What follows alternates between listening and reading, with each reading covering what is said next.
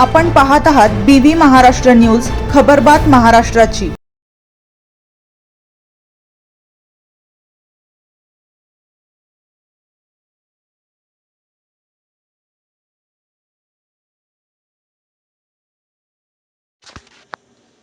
मराठी भाषा व वाचन संस्कृतीसाठी कृतिशील व्हावे। राजेंद्र दिघे।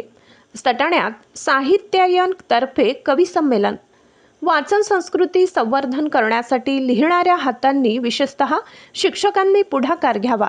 वाचनाची सुरुवात वर्तमानपत्रापासून केली तरी चालेल, त्यानंतर पुस्तकांकडे वळणे उत्तमच। यामुळे वाचनाची गोडी वाढते। मराठी भाषा व वाचन संस्कृती संवर्धन करण्यासाठी कवी लेखक यांनी कृतिशील व्हावे असे प्रतिपादन कवी राजेंद्र दिघे यांनी केले। सटाणा येथील साहित्यायन संस्थेच्या 42व्या वर्धापन दिनानिमित्त आयोजित कवी संमेलनात ते प्रमुख अतिथी म्हणून बोलत होते। यावेळी अध्यक्षस्थानी संस्थेचे अध्यक्ष प्राध्यापक किरण दशमुखे होते।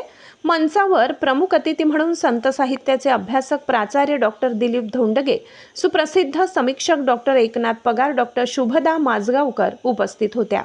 मान्यवरांच्या हस्ते पुस्तकांच्या गुढीचे पूजन करण्यात आले। त्यानंतर प्रतिमा पूजन व दीप प्रज्वलन करून कवी संमेलनाचे उद्घाटन झाले।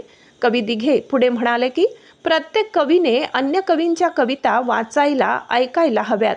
कविता आवडल्यास दाद द्यायला हवी। नव्याने लेखन करणाऱ्यांनी लेखणीत प्रामाणिकपणा ठेवावा। प्रसिद्धीपेक्षा संवेदनशीलता आणि सत्य यांना अधिक महत्त्व द्यावे। वाचनाची सवय जोपासावी, कारण चांगला वाचकच उत्तम लेखक बनू शकतो। यावेळी डॉक्टर धोंडगे यांना विश्व मराठी साहित्य संमेलनात डॉक्टर अशोक केळकर पुरस्काराने सन्मानित झाल्याबद्दल सत्कार करण्यात आला। यावेळी डॉक्टर पगार यांनीही मनोगत व्यक्त केले। प्रास्ताविक किरण दशमुखे यांनी तर सूत्रसंचालन किरण कुवर यांनी केले।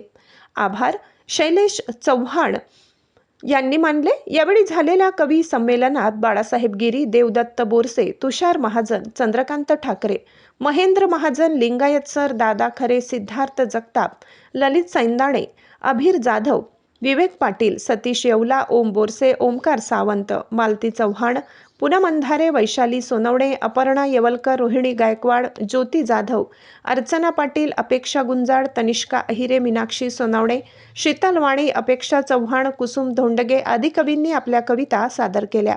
BV न्यूज महाराष्ट्रासाठी मनोज पिंगळे।